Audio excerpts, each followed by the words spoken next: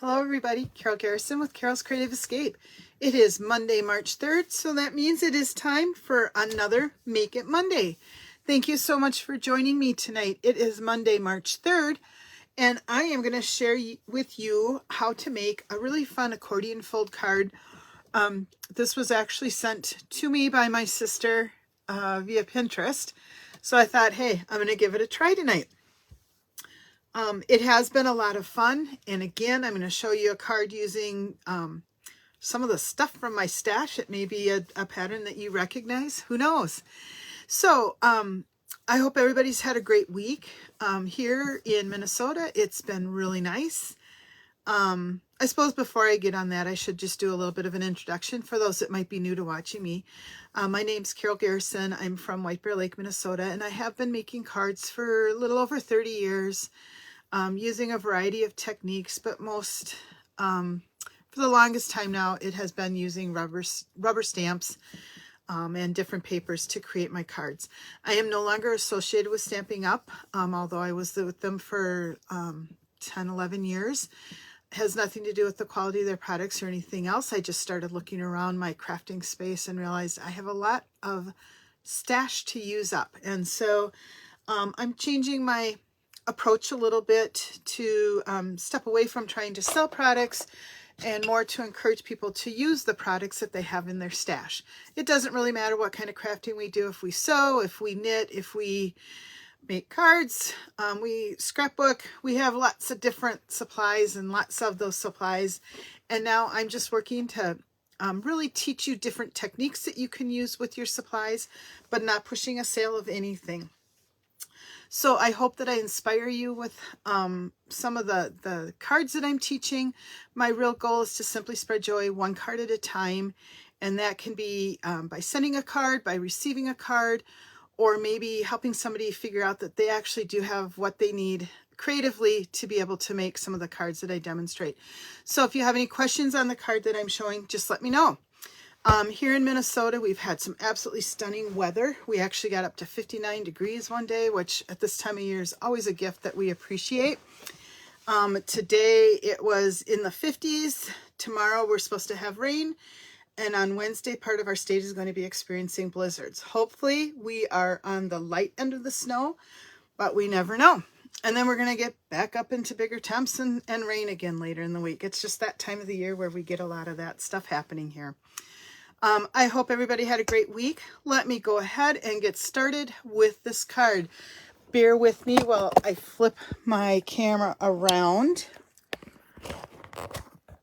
and try to get things centered a little bit.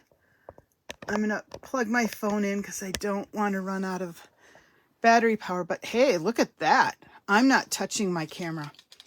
It's not very often it comes out quite that straight, so we will not look a gift horse in the mouth when it does, right? All right, so anyhow, the card that I'm going to be showing you today was inspired by a Pinterest post by Patty Dolan, and this is the accordion fold card. And I just want to share with you two quick samples that I made. These are actually almost complete duplicates of the cards that Patty had on her website, but I really liked them and I thought it showed off this accordion pleated fold very nicely. We get some cute little butterflies on here, and that's the inside of the card. And then this one, I love the blues and yellows together, just some of my favorite combinations. So there's that particular card. I also made one from my stash in a more masculine version of this card with some paper that I have on hand. And what really surprised me is when I did my accordion fold, how nicely the anchors lined up with each of the folds. That wasn't planned, that was just kind of a coincidence. But it just goes to show that we can go really florally or create a nice, more masculine version using the exact same fold. So let me give you some instructions and measurements on how to make this card. I am cheating just a little bit on this one because I had some die cuts that coordinated with the paper that I'm using. And so instead of doing a lot of stamping and fussy cutting, I wanted to be able to focus on simply making this card and giving you the measurements. Sorry, I grabbed a quick drink of water there. So I've got a 5.5 by 8.5 piece of cardstock scored at 4 1/4. You will also need a 4 by 5 1/4 piece of basic white or very vanilla or whatever other color you want to use on the inside of the card. I noticed I had a little bit of ink on the one side, so I'm going to flip that over. You will need a piece of cardstock that measures 2 3/4 by 4 1/4.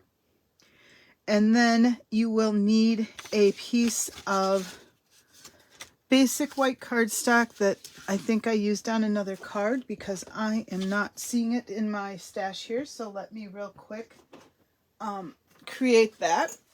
This piece, the original measurements that I got was to do this at 2.5 by 4.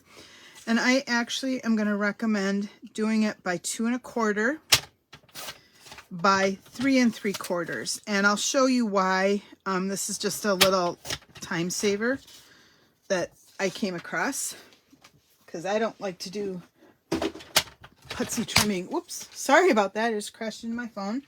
I don't like doing the kind of putsy trimming that requires a lot of time on my part. You also will need a piece of designer series paper that measures 4 by 4 1/4. And then you need a piece of designer series paper that measures 4 by 7. And on this piece of designer series paper, I'm going to kind of pull it out so maybe you can see the lines. This is scored at 1/2 inch, 1 inch, 1.5 inches, 2 inches, 2.5 inches, 3.5 inches, 4 inches, 5 inches, 5.5. Did I not measure this correctly? Just a minute as I go. I think nope, it is measured correctly. I think I need to be counting from the other side. That was my problem. All right, 1/2 inch, 1 inch. These are all score lines. 2 inches, 2.5 inches, 3.5 inches, 4 inches, 5 inches, 5.5 inches, and 6.5 inches. All in the detail. And then you will need a scrap for your sentiment, whatever that is going to be. This is actually the scrap I need. And then you can decorate the front however you want. I am going to be using these die cuts. You know, on here I use that gorgeous ship, a couple little butterflies, and the flowers on the front. So be creative with whatever you want to use. Now, one of the things I like to do is when I'm stamping, I want to make sure that I've given my ink plenty of time to dry. And so I am now searching for my block that had my stamp on it that I was going to use. Here it is. And I just want, this one is You a Happy Birthday. I actually just want the happy birthday part of this. And so to cover this up, I am going to take, because this is a small enough section that I need to cover, I'm just going to grab a piece of washi tape and I'm covering up the UA. And I'm doing that so when I ink up the block, I'm only getting ink on happy birthday. This is also a photopolymer stamp, so I do want to make sure that I've got some cushion underneath it. And then I'm just going to ink up my happy birthday. I need to wash my blocks too. I've got some adhesive stuck on them, it looks like. And whenever I use paper, you know, Post-it notes or washi tape to block, I always want to make sure that you remember to pull it off before you start to stamp your image. Otherwise, all that ink you are blocking will still end up on your artwork because it's going to be stuck to that tape or Post-it note. So happy birthday. That is all I really want. Not too happy about the A and the Y there, so I'm going to try doing this one more time. I'm going to put my washi tape back on there. You know, sometimes you think you got it, and then you look at it and you realize you don't really have it. Okay, we'll try this again.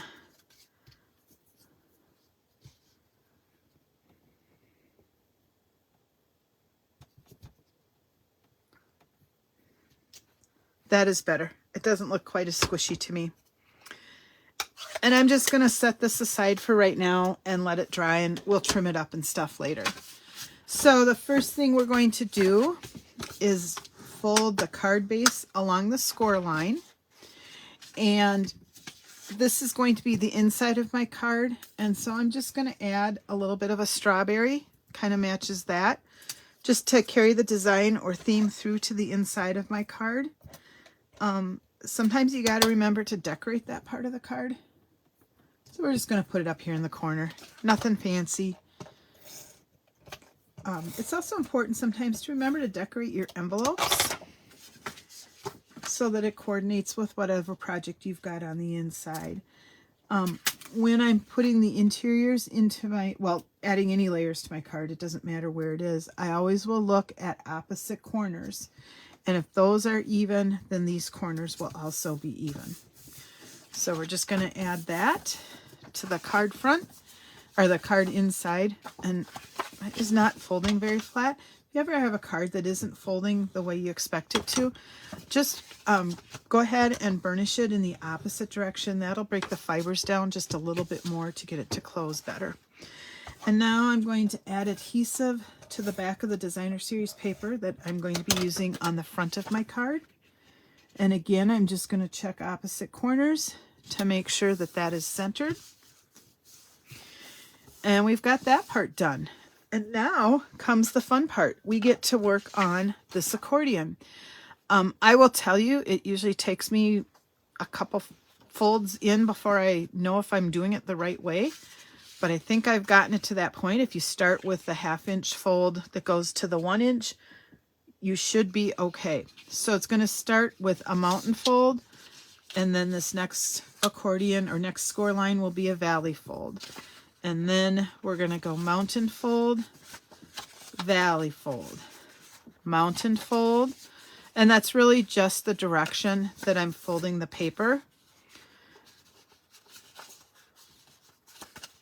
Mountain.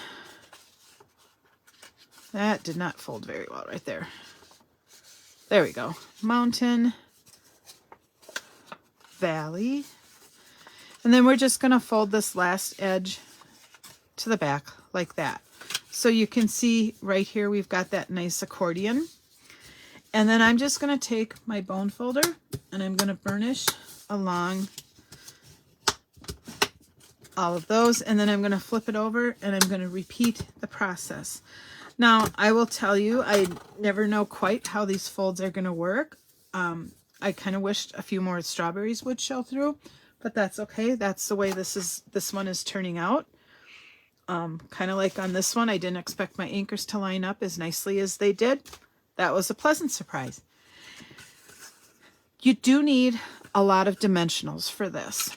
And so I am going to grab mine out here, and it may seem kind of counterproductive to be doing this, but we are going to add 3 dimensionals to hold our pleats into place. So even on this back panel, this first flap, I'm just going to put my dimensionals there and fold it down. And then at each of these interior pleats, we're going to repeat that process. So we're going to put, oops, I've got 2, so we'll just kind of go like that. I'm not going quite up to the score line, but I'm going pretty close to it. I don't want to cross the score line because that's going to create a funky bump that we don't want in there. And then we're going to just keep going on each of these bumps here. If you hear any funny noises in the background, I've got a couple cats down here with me, and they are playing, which is kind of fun to watch, but it does also usually elicit funky sounds out of them. a little bit of talking going on between the two. Don't be alarmed. And then again, I'm just repeating this process. I never use this many dimensionals at one time, but it works. You can also use your scraps of dimensionals, you know, this border, and that works fine. Now, the first time I made this card, which was this one, I did not watch the video to get all the directions, and so I do not have dimensionals under this flap or this flap, and I really wish I did. It's a subtle little difference, but it is definitely there.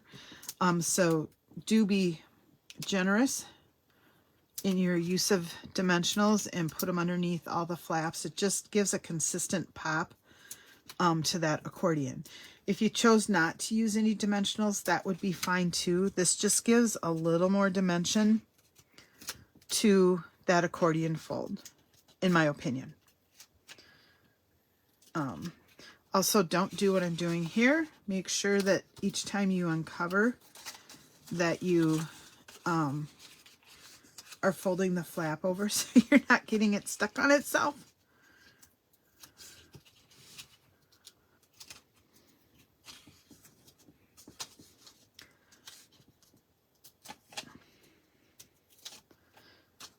All right, and then again, we're going to repeat that process on the back of this other flap.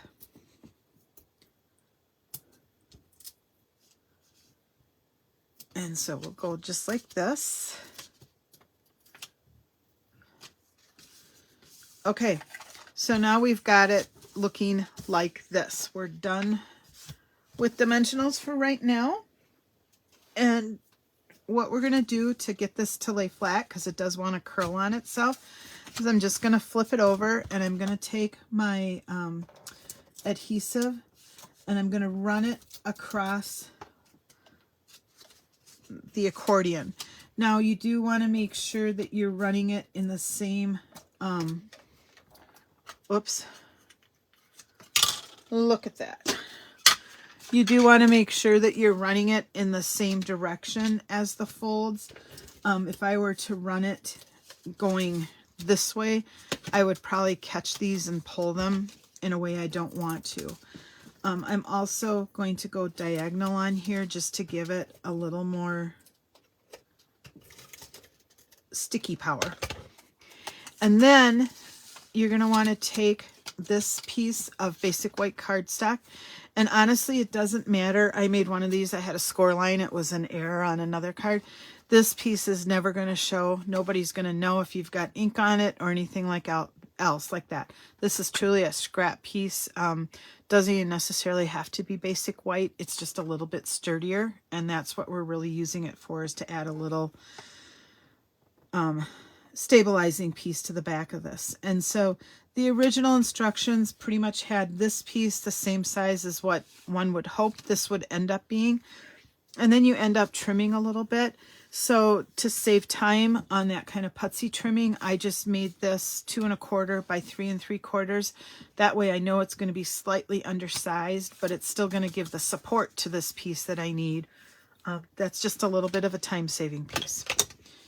And then I'm going to add adhesive to this and kind of figure out which way I want it to go. I think we'll go like this. And I'm going to center that on that other piece of cardstock that we cut. Again, kind of looking at opposite corners to make sure I've got it pretty even.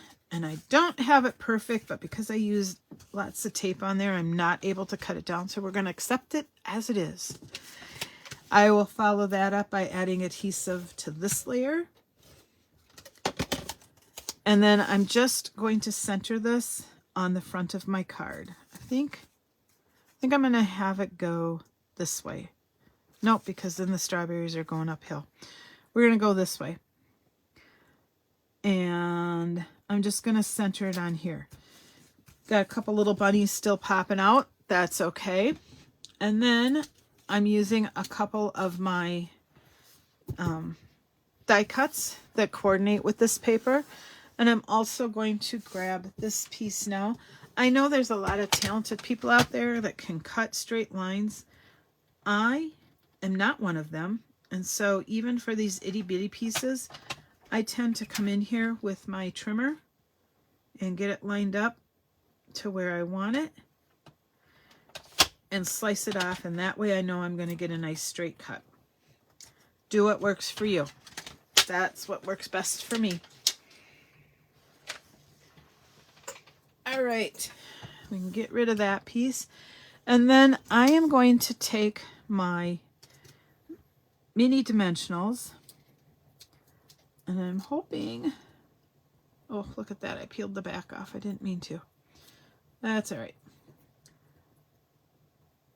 That will fit right in there. Now, because we do have this popped up, chances are this is another one of those cards that you either want to hand deliver or be prepared to pay extra postage on. I think this is the second week in a row where I've made a card that's going to require extra postage. Believe it or not, when I make my cards, I usually try very hard to make sure that they're going to just fit regular postage, but I always have some that aren't, and I need to hand deliver those cards.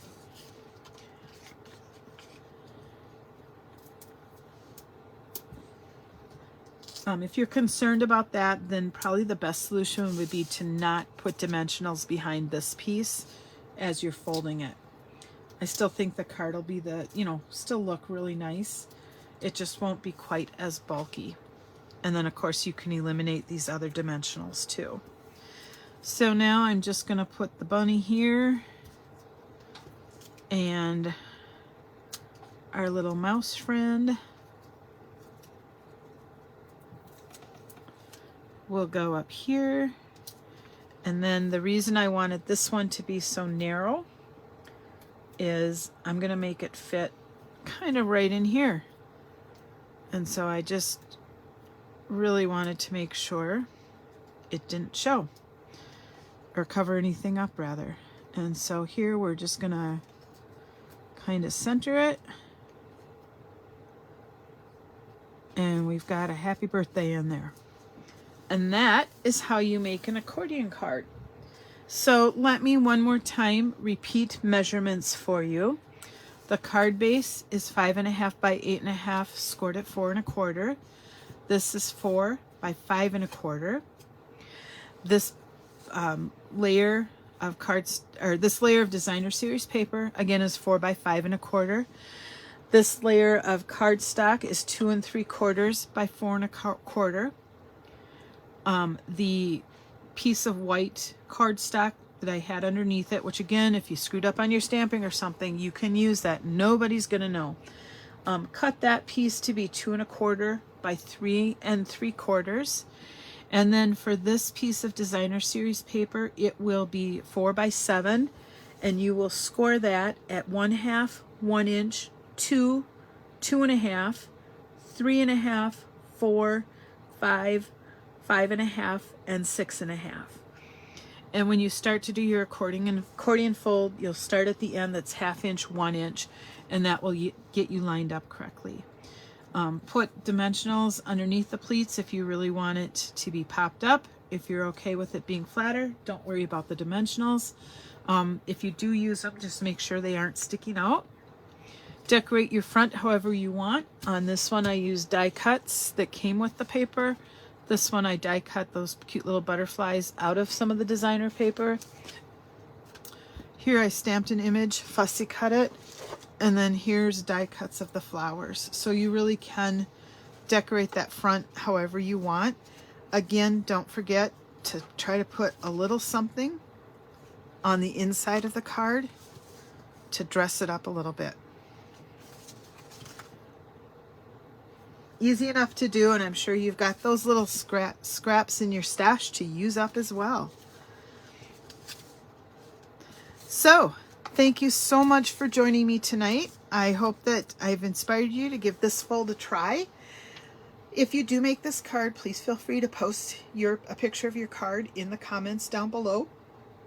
I think we can inspire each other by sharing our creativity and maybe getting somebody to try something that you've made.